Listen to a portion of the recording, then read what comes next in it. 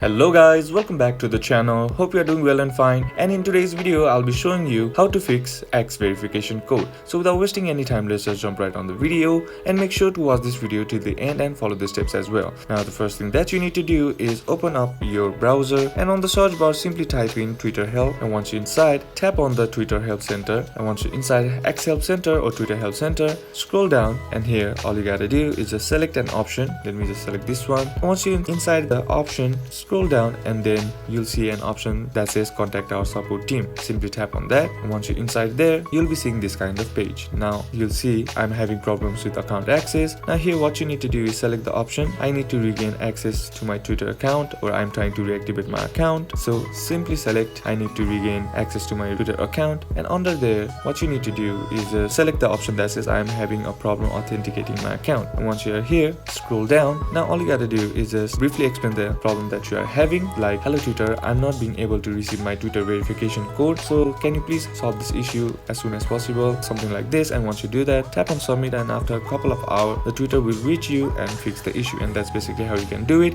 And that's it for today's video guys. Hope this video was useful to you. Leave a like if it did, comment down below what the next video should be on, consider subscribing to the channel. Thank you for watching. Bye bye.